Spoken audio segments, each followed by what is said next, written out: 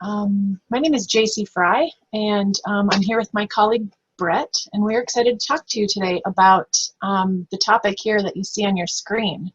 I'll let Brett introduce himself, and then I will continue with myself. Hello, everybody. We hope you are well, and thank you for tuning in to our session. As my colleague JC said, my name is Brett Reichert. We are coming to you from two completely different locations in the United States. I'm with the University of West Georgia, which is near Atlanta, in the state of Georgia, which is next to Florida, so we're in the South.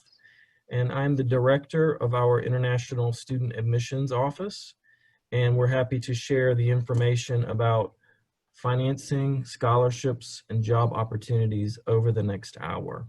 JC? Yeah, thanks, Brett. I'm JC Fry, and I am the director of our International Student Services Office at Minnesota State Mankato. I'm located in the southern part of the state of Minnesota, which is in the northern part of the United States. We share a border with Canada. Probably not quite as warm as where Brett's from, but still a beautiful part of the country where we get to see all 4 seasons. Okay, so we're excited to move forward with our presentation, and within this hour, we will be covering items on this list here. So we're going to talk about scholarships and grants. We're also going to talk about loans. We're going to talk about what federally funded means and help you better understand that term. We're going to talk about tuition waivers, employment authorizations, OPT, CPT, and severe economic hardship, and on-campus employment. We're going to give you different examples of work. And we're also going to talk about what the required funding is for you to obtain an I-20. And then if we haven't covered items that you have questions about, or you have questions about what we're talking about, we will leave plenty of time at the end of this presentation to answer those questions and have a conversation. Great. So, yeah, I'll let Brett move forward with this. Yeah, thank you, JC. Just so everybody is aware, if you have questions that you think of later and we don't get to answer your question in our session, we are also available the rest of the week in the presenter portion of the portal. So we're happy to speak with you there. But moving ahead, we want to talk about some terminology, some specific terms that can be very confusing when we talk about this topic. So JC is going to go through a few of the scholarships and grants terminologies, and then I'll tell you a few differences about some of the other items. Yeah, for sure. Thank you. So the universities in the United States may have different funding mechanisms called scholarships. And within this overarching umbrella of a funding type, we have different types of scholarships. So we have merit-based scholarships, which are awarded to students who are high achieving, both academically, maybe socially, community service, you know, all the bells and whistles about the quality of student that you might be. Some schools often are able to offer need-based scholarships. So if you can document a financial need, perhaps the university has some scholarship dollars to help support you. Some universities have scholarships that are specific to students from particular regions or countries around the world. Maybe they've got some donors who are from that part of the world and they want to help support students that are coming from maybe their home country as well. Some governments around the world provide scholarship funding for students, and you should check with your own government to see if there's any possible scholarship opportunities for you to use abroad within the United States. Some universities also have privately funded scholarships. It just really depends on, you know, the school you're looking at and the different types of foundation accounts and scholarship opportunities, right? Some have diversity scholarships. So depending on where you're coming from, maybe what your heritage is, maybe your ethnic background, they may have a scholarship that is specific to you in that format. Maybe you're in athletics, and our university does provide scholarships for students who participate in athletics, so that could be another funding opportunity for you. And then once you get into a university, I think the scholarship opportunities really open up. Once you are enrolled and you're starting your program and you're studying, different departments do have scholarships for their students. So if you're a political science major, maybe the political science department has scholarships that are specific for students in that major. And then we also have grants. So grants are, it's money that is provided to you without you having to pay it back. So there's the Fulbright, the AAUW International Fellowship. Some universities have grants. Some universities have emergency grants to help students out once they're studying at their university. So it can be very overwhelming to start digging through these lists and trying to identify different funding opportunities for you. But if you start looking now, you may be able to find some different mechanisms to help support your education financially. Great, thank you. If everybody Yep. if everybody is looking at the screen, the terminology screen, I just want to point out that all of these different types of funding sources are a little bit different and it can be confusing. However, if it's called a scholarship of any kind, or if it's called a grant of any kind, typically that means you do not have to pay the money back. So sometimes we say that is free money because it's like a gift. But when we talk about loans, that is a source of funding, but a loan means that you borrow the money and then you have to pay it back at some point. That's a great point. Thanks, Brett. And on here we do have loans. So to get a loan in the U.S., you typically need a co-signer who's either a U.S. citizen or a permanent resident. So that likely might not be the best option initially.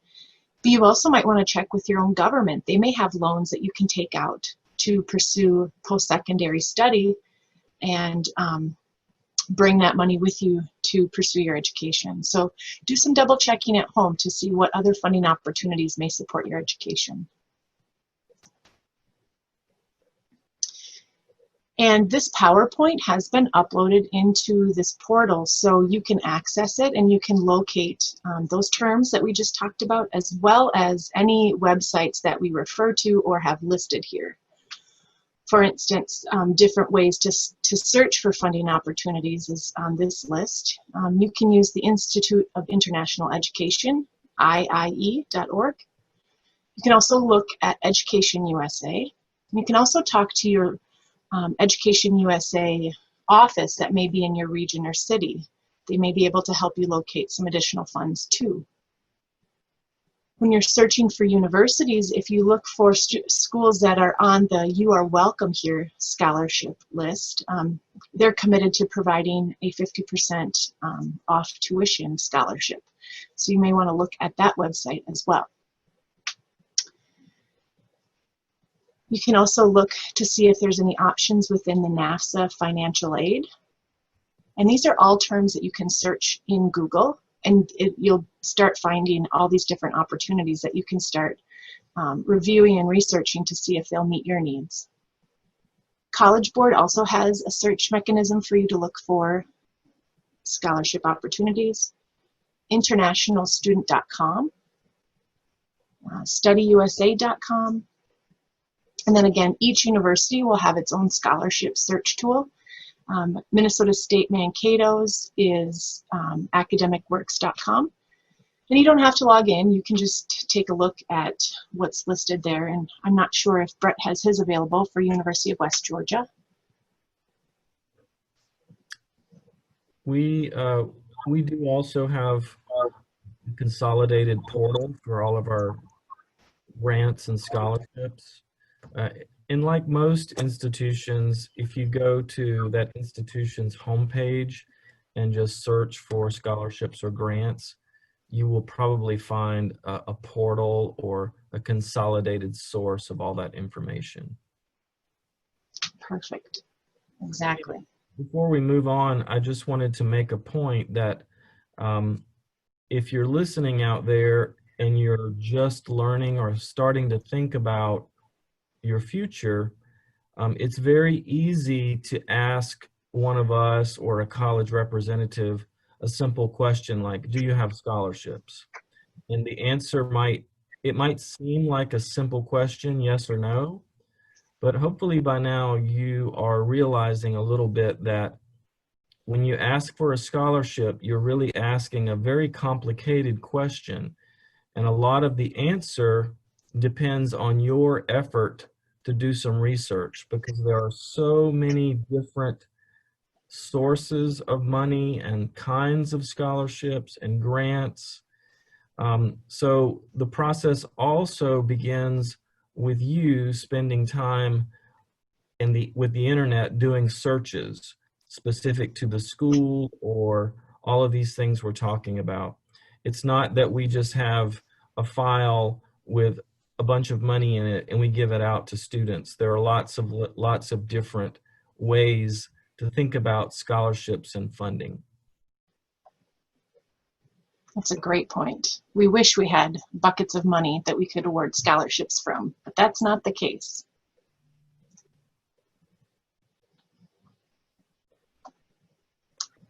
All right, moving to the next screen on how to obtain your I-20. So when you're applying to universities, you have to be able to show that you have the means to support yourself financially for one academic year. Also noting and acknowledging that you need to be able to sustain that throughout your entire program. So you will show a bank statement that meets the minimum balance requirement that your school is asking you to. And within this minimum amount, it incorporates the tuition and fees that are expected for 2 semesters for one academic year, and any other expenses, so health insurance, the estimated cost for your place to live and for you to eat, as well as your incidental expenses and your books and just your daily expenses to get through an academic year. And this is an example of that breakdown on an actual I-20. And this is from our school for this year. So you can see we put the tuition and fees in there, as well as what we estimate living expenses are. And if you are bringing a dependent, a spouse or a child, that would be incorporated there too. And then also those insurance and books and supplies. And then on the other side, this is how you document your ability to fund those expenses. And I X'd out in the blue line there. We actually named the sponsor on the I-20. So this particular student didn't have personal funds. They did get a scholarship from our school, and their sponsor is covering the remaining balance.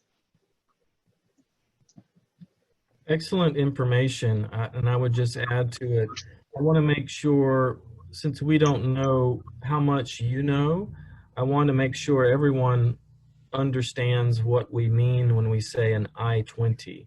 An I-20 is a U.S. government form, and it is required before you can go to the embassy to apply for a visa. So where do you get this form I-20? It comes from the school that you are planning to go to. Before you get the I-20, you have to apply. So things happen in a certain order. It first starts with the application to the university, and then they're going to collect a bunch of information and give you an admission letter. And then they will ask you for your financial information so that we can create this document. Now, what you're seeing here on the screen, which is very helpful, JC provided this, where it says financials, this is an actual screenshot from the form I-20, but the form is actually 3 pages long. So this is just one section on that government form, and it's the same no matter what school you go to anywhere in the United States. It always has this section for financial information. And if you look at it, it's two sides. And the key word is estimated costs. And on the right side, it says students funding. So I want you to understand also that this is not your bill from the university. This is an estimated total cost of attending that university for 1 year. So don't be confused. You'll get a different set of information from the school. It should be very close to this estimate, but this is just a government form that allows you to apply for the visa. It is not the bill or the invoice from the university.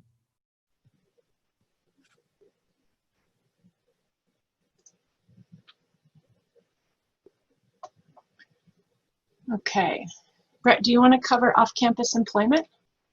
Yeah, I'll go through this, but feel free to chime in if I forget something or you have information to add. For sure. So hopefully you all have a good idea of where the money comes from in terms of loans, grants, and scholarships. But the good news is once you receive your I-20 and you receive your student visa and you arrive in the United States, you are allowed to earn money in the United States. And this is the same at every college and university in the United States. So there are 3 different kinds of ways that you can earn money. So first we're going to talk about off-campus employment. A lot of students, come to the campus and they might live on campus, but they don't necessarily want to work on the campus. That's campus employment. So we're talking about off-campus employment. And there are 3 different kinds of off-campus employment. All of these things I'm going to discuss are a benefit of your student visa. So you have to apply for these benefits, but they are specific to the F1 student visa. So keep in mind you have to be in valid status. That means that you have to follow the rules of the visa for at least 1 year, which is 9 months in the academic year, before you're eligible for these benefits. All right, so the first one is called curricular practical training. We also say CPT for short. So if you know the word curriculum, that means it's related to the coursework or the classes or the academic requirements. And this is basically the government's way that gives you permission to work off campus at an internship program in a private company or a workplace. It allows you to get work experience that is directly related to a course you are taking on the campus. The good thing about CPT is that there's no fee to apply for it, and the international advisor on the campus is able to process your application and approve the application in their office. So you don't have to mail any forms or anything to the government. We do it right on our campuses all the way across the country. So again, CPT means curricular training. It's used for internships and practicums. You also have to be enrolled in a course. So the main thing to keep in mind about CPT is that while you can work off campus and you can be paid for that time, you are also earning academic credit at the same time directly related to that CPT. So you shouldn't think about CPT as a way to fund your education, but you can certainly earn some money during CPT. CPT is only approved 1 semester at a time. So at the beginning of the semester or maybe right before the semester, you would go to your academic advisor, find a course that is like an internship or something, enroll in the course, and then go to the international office and talk to your international advisor and follow those steps for the CPT approval. And then you can start work at a company. You can work up to 20 hours per week off campus under CPT. Did I miss anything, JC? No, I think you nailed it. It's perfect. Good job. Okay, thank you. I would just add CPT. You can do more than one CPT. You can do a CPT every semester if you are eligible. So that's a great benefit of your F1 student visa is you can do CPT again and again. So let's move on to the next type of off-campus employment. It's called optional practical training. So the only difference is the word optional. CPT is curricular, OPT is optional. That means you don't have to do OPT. You can do it if you want to, but it's not required. Therefore, it's optional. This is a little bit more complicated though, because it does require special government processing, and the government will ask you to pay a fee. Right now, the fee is $410. So that's a government fee, not a university fee. Keep that in mind. It's not something that we charge you. It's a government fee. It takes a long time to get OPT approval, usually about 8 to 12 weeks. So there's some paperwork and applications and other government forms you have to fill out. But eventually, you will be approved for OPT, and it will give you 12 months of approval. Unlike CPT, which is only for one semester at a time, OPT is for 12 months. And this allows you to work anywhere in the United States, including Hawaii or Alaska, if you find a job there. But you must work in a job that is related to what you studied at the university. So this is a great thing, 12 months, you can work anywhere. But typically OPT comes after you complete your degree and you graduate. I won't go into all the specifics of that, but just keep in mind that OPT is optional because you don't have to stay and do OPT. A lot of students graduate and they're ready to go right back home to their country, and that's totally fine. But if you want to stay in the United States and work for an additional year, you don't need a new visa, you don't need a new I-20, you need to update your I-20, but it's not a separate process outside of being a student. And you're still considered a student if you get OPT, even though you're no longer enrolled because you finished college. So that's a great thing about OPT. I would just add that if you study certain degree programs, which are in science, technology, engineering, or math, there is an additional OPT benefit that you can apply for, which gives you an additional 24 months of employment. That means if those fields, we call them STEM degrees, you get 12 months of OPT, and then you can get 24 additional months. So basically, if you graduate from one of our universities with a STEM degree, you can stay in the United States and work for 3 years full-time anywhere in the country. So that's a really nice benefit. Did I miss anything on that? Have I summarized that? No, I think you did well. I guess one thing I would note is when you apply for CPT, you have to have a job offer. You already have a connection to an employer, and for OPT, you don't. You can apply and then look for work. Very good point. I would also say that when you come to study at a university in the United States, you'll find that the campuses offer a lot of additional services and support.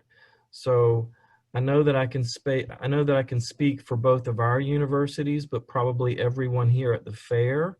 All of our universities have something like a career service office or a career preparation office, and they can also assist you to find internships and to find job opportunities related to your degree at that school. So don't feel like you have to do it all on your own. You have the career office, you have your international advisor office, and we're all here to help you take advantage of these benefits. So the last thing I'll just touch on, it's used very rarely, but I do want to make you aware that it is possible. It's called severe economic hardship. If something happens while you're in the United States that has a huge effect on your funding source, then you can apply to the government and ask for special authorization to work off campus. This is similar to OPT because you do have to pay a filing fee, and you have to write a little bit more in terms to justify what your situation is.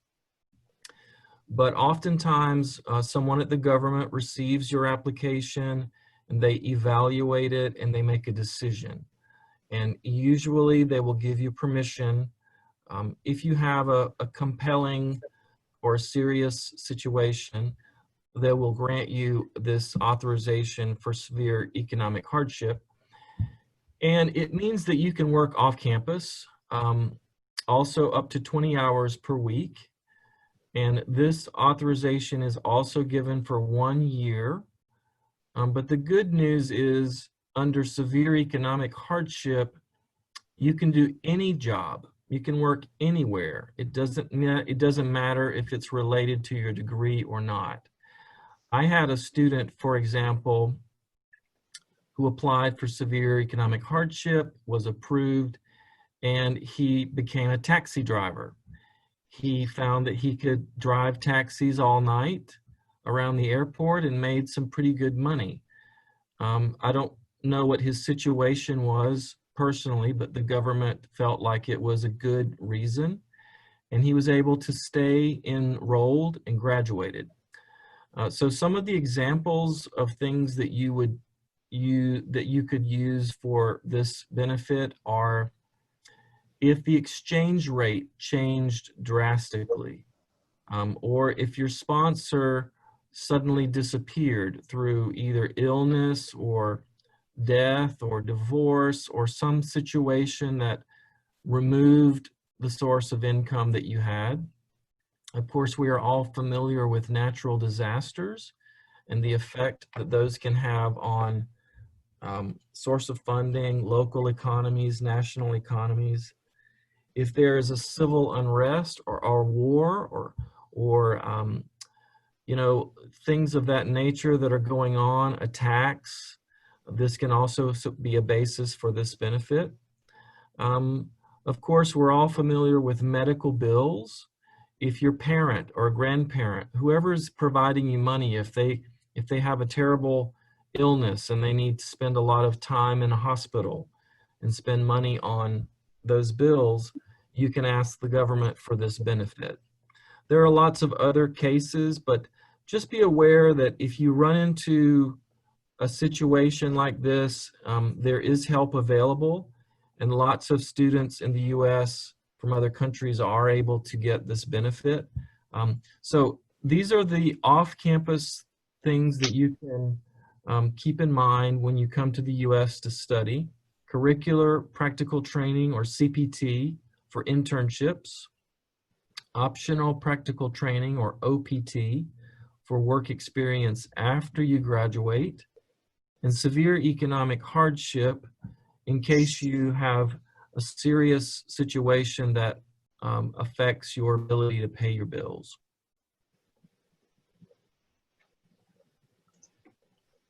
Nice. Thanks, Brett. You want to start with this section maybe? Yeah, I can start talking a little bit here about on-campus employment. So F1 international students are eligible to work on their campus without any special authorization from USCIS, or the US government, to work during the school year, 20 hours per week, and then during breaks, winter break, summer break, spring break, up to 40 hours per week.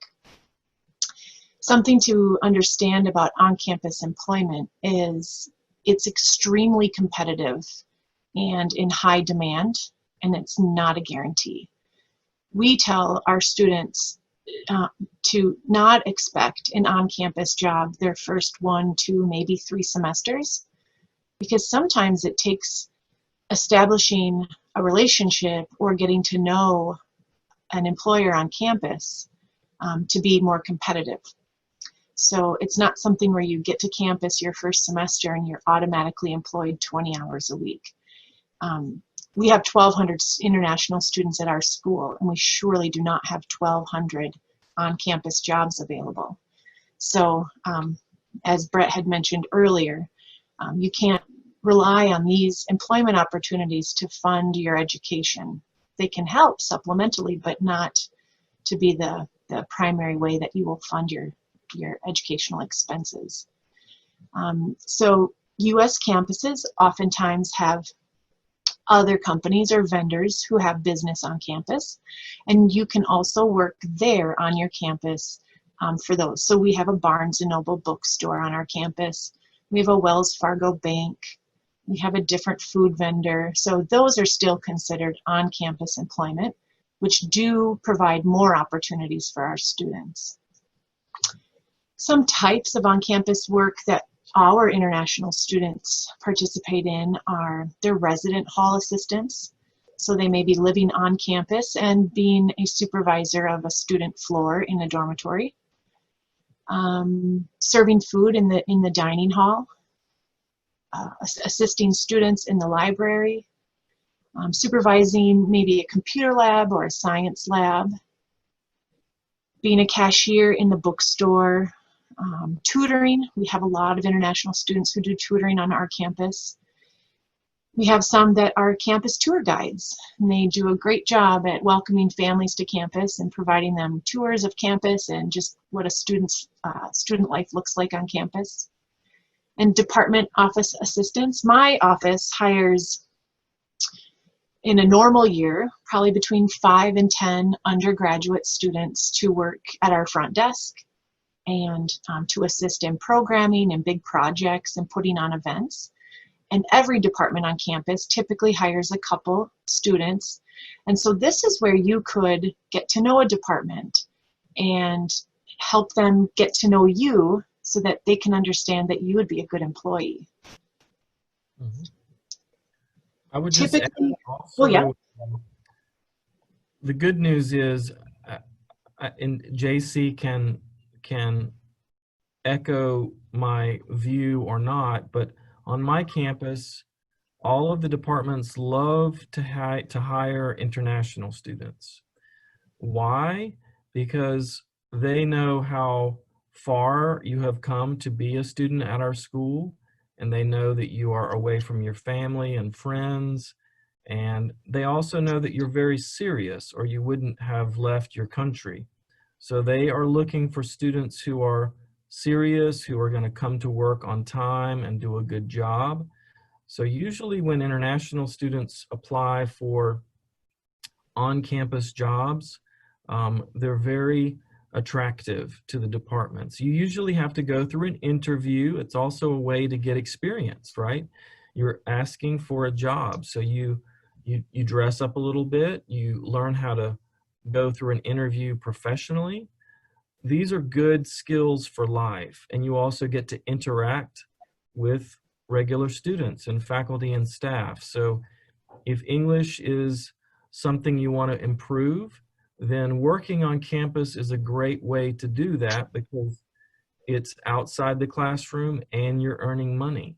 I think we put here that typically student employee positions pay around $8 to $10 per hour, but that also differs from campus to campus.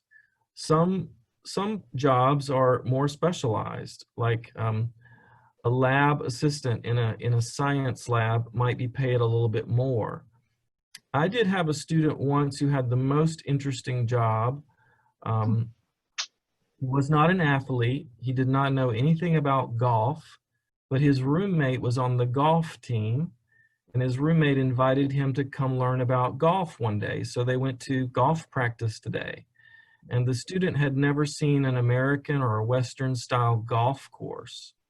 and they got to talking, and then he introduced him to the golf coach, and they rented the golf course. It was actually a private golf course at a club because we don't have our own golf course.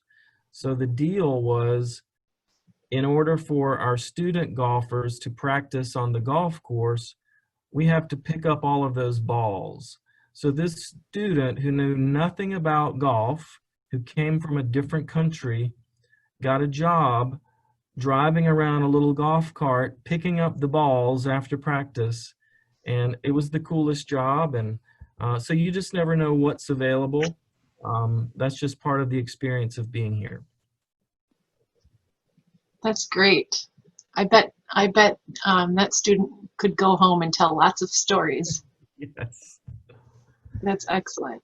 Yeah, our students, we've noticed on our campus, different regions around the world typically work in different parts of our campus just because they've built networks.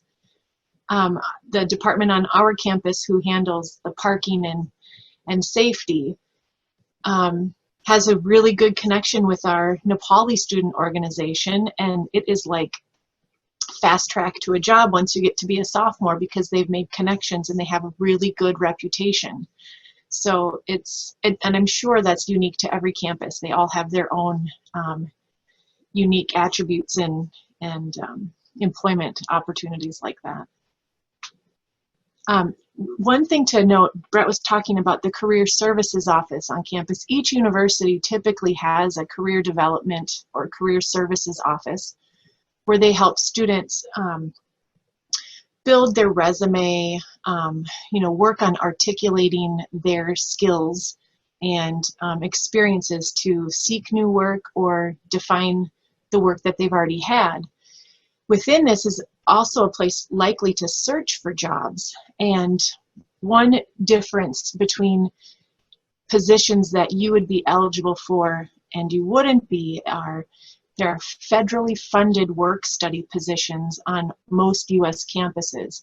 And those you unfortunately are not eligible for. And so keeping that in mind when you are looking at job opportunities, because each department may have a work study student and a regular student employee, and it's an interesting thing to try and understand, because you may want that position, but it's just where the funding has come from, you wouldn't be eligible for. So keeping that in mind, there might be student employee positions on campus. You just want to make sure you're looking at the right type of employment.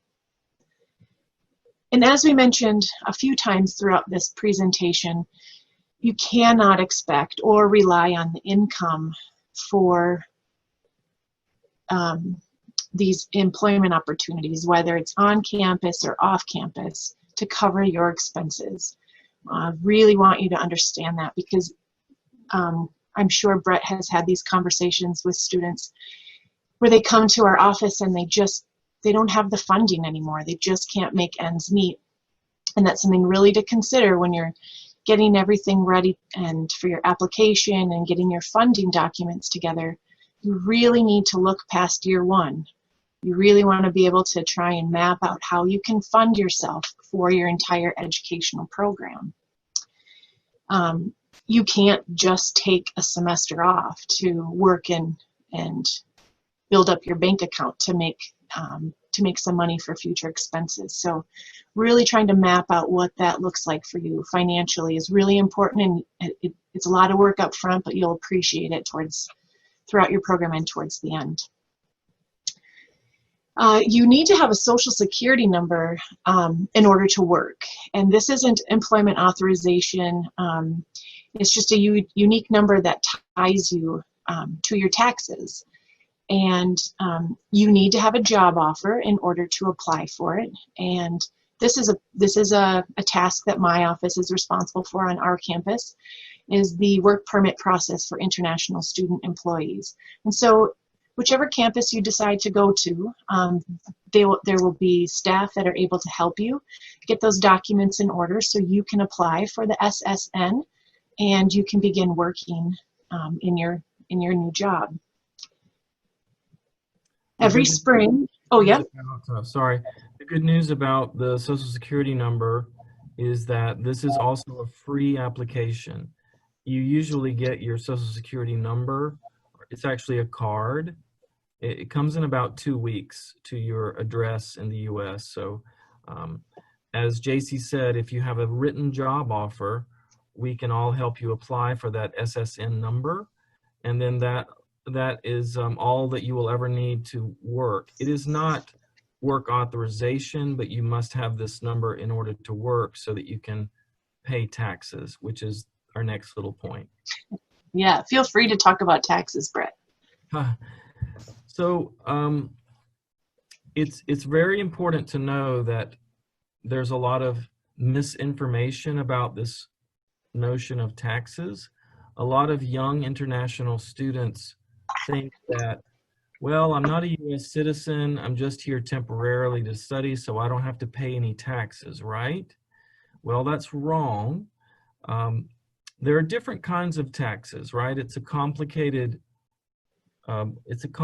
idea, but as far as employment goes, if you are earning money in the US, you have to pay taxes on that income. The difference is that each country in the world, well, most countries in the world, have a unique treaty with the United States, a tax treaty. And this is an agreement between two different countries which might give their citizens a different tax status or a different tax benefit. It all depends on the treaty. So the way it works is you come, you work on campus, you get your paycheck every 2 weeks, but a little bit of the paycheck will be already taken out. So if you get a paycheck for $100, you might only get $85 because $15 went to pay taxes. But in the United States, every year in the spring, in the month of April, we all do what we call filing our income tax forms. So that's when we tell the government how much money we earned, and then there's a formula, and we will determine if we paid enough.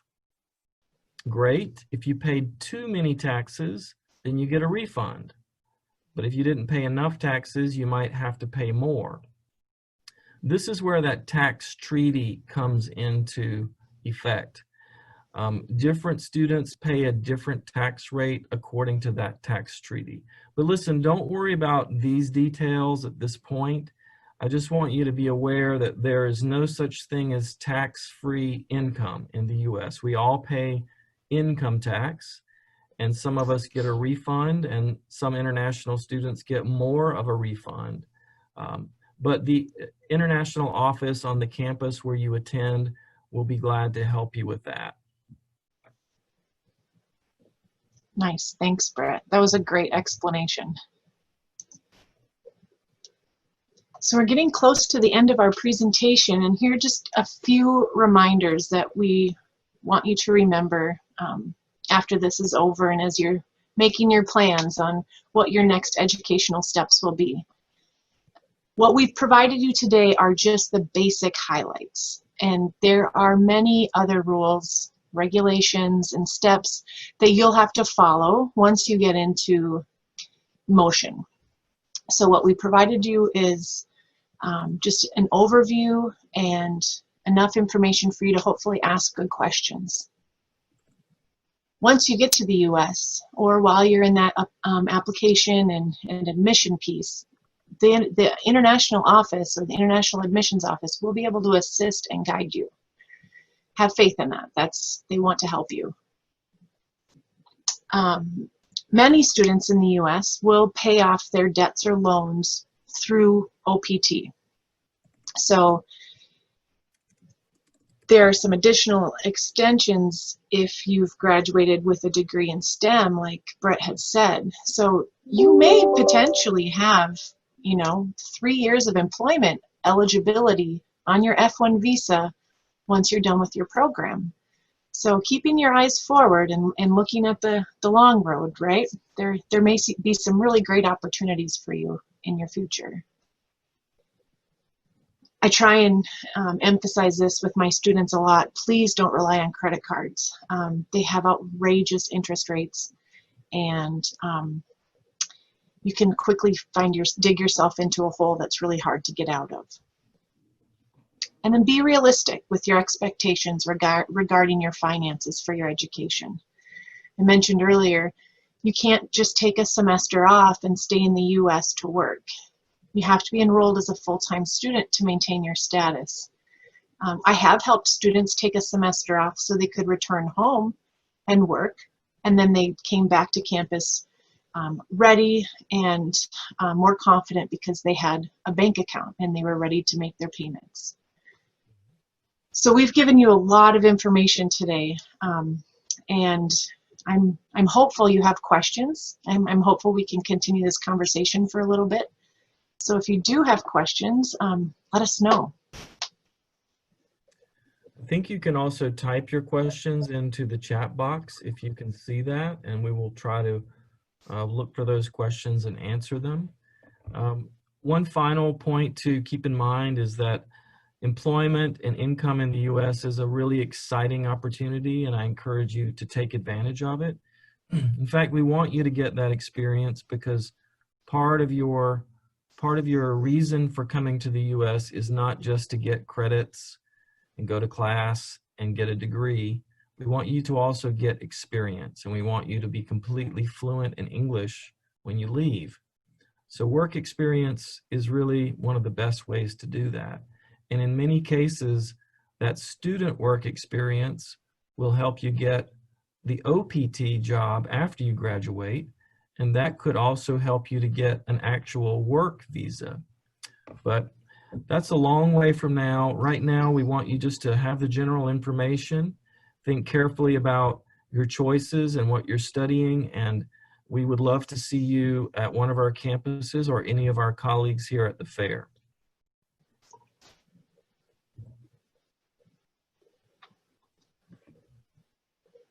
So there is a question in the chat. It says, does it also apply to Central American countries? Yes, all countries in the world outside the US are eligible for all of these topics that we talked about. Everyone is treated the same when it comes to employment on campus or off campus.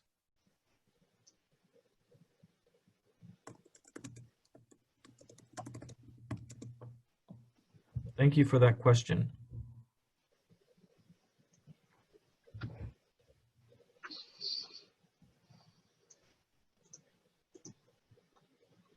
JC, do you think, while we're waiting for a question or two, here's another question. What is the least age you can have? I think that means what is the minimum age to apply to a university? It's a good question. This question actually just came up in our office within the last 2 weeks. We don't have rules on our campus as far as how old you have to be to apply or live on our campus if you meet the admission requirements. Coming across the world or leaving your country and coming to a new country to study, those are things you need to weigh with your family to make sure that you're in a position to make good choices and be on your own. So typically in the US, most freshmen, first-year students are 17, 18, or 19. And that's typically what we see too with international students. How about you, Brett? That's the same. I was just typing the response that it's more about your academic qualifications than your age, but in general, students are around 18 or they will be 18 or 19 when they come to be a first-year student on our campus. Excellent. Before we close out here, you might want to know a little bit more about our specific campus. So I think it's fine if we do that. JC, you want to just kind of give a profile overview of your campus, and then I'll do the same. And if we get more questions, we will answer those. Yeah, for sure. So Minnesota State Mankato is, like I mentioned earlier, it's in the southern part of Minnesota.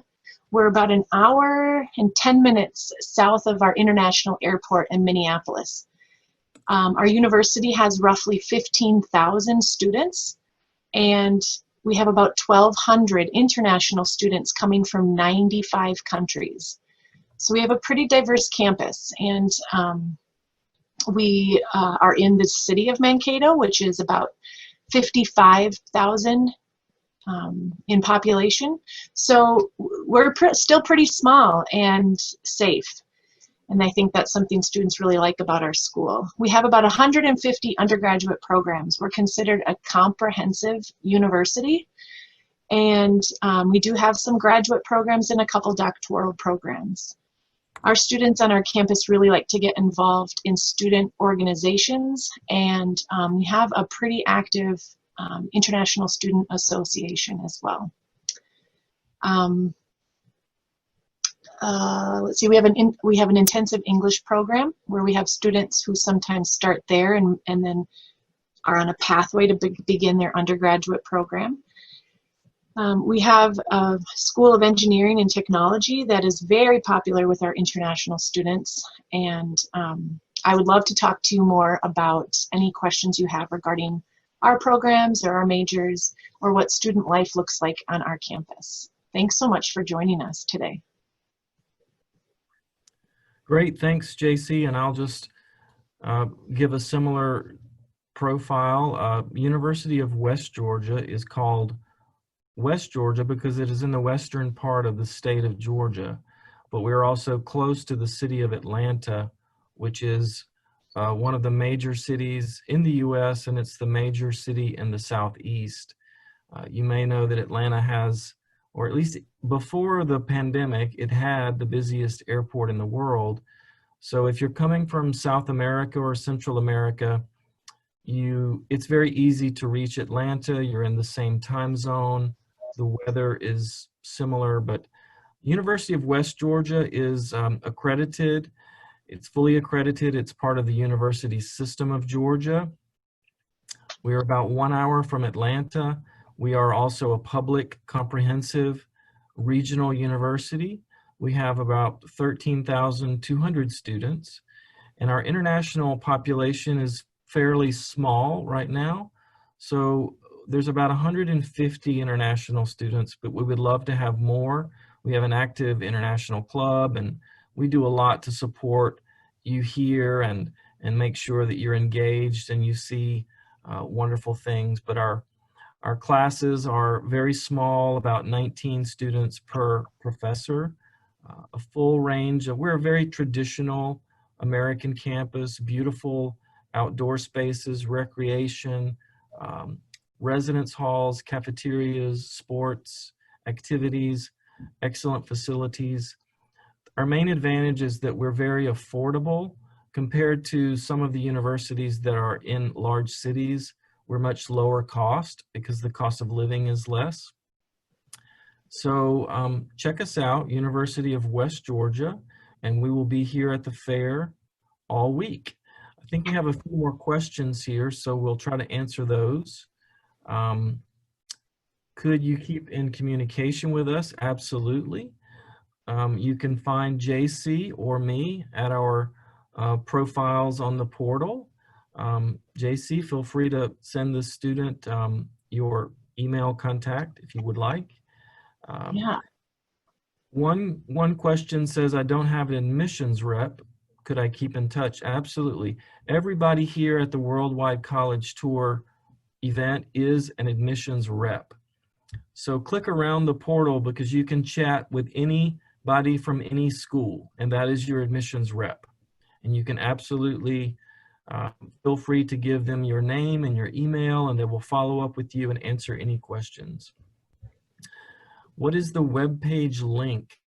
Again, all of the reps here can provide you their web page link.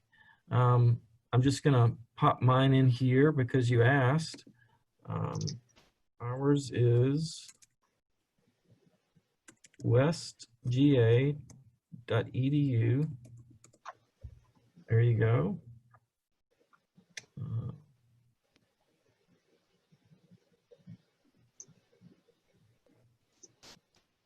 A question is, do our schools have a golf program? My university does have a men's golf program. I'm not sure about JC. Yes, we do have golf. Let me double check that we have both men and women. We did some shakeup of our sports recently. That's a good question, Hannah, if you're out there.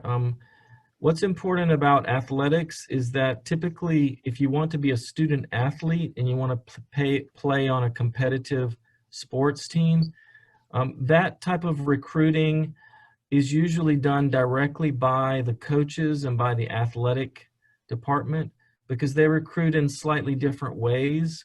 You know, they're going to look at your history as a golfer or as an athlete. They're going to look at your statistics and those kinds of things. But in the end, you still apply to the university the same as any other international student.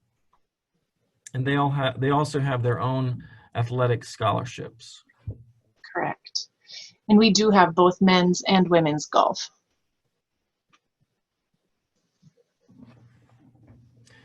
So we have an anonymous attendee which has asked a great question here in the last few minutes. If you already have a college degree or an undergraduate degree from your country or another country, is it valid here? That's a very good question. So as you apply to a university, the university will ask you to send an official transcript evaluation. That means you're going to have to use a service to translate and interpret your other degrees so that we know that it is equivalent or valid. And when we get that report, then the individual admissions officers will be able to tell you what you can get transferred or whether you can go directly to a master's or a graduate degree program. Good question.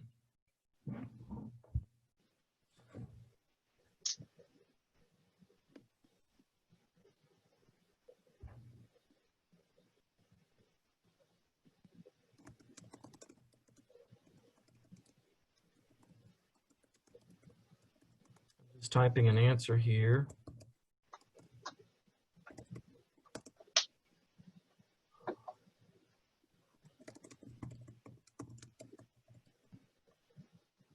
Yeah, you must be getting private questions because I don't see some of those.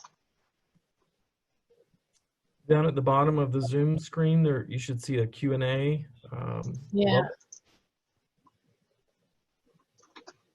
Yeah, the last one I see is what is the web page link?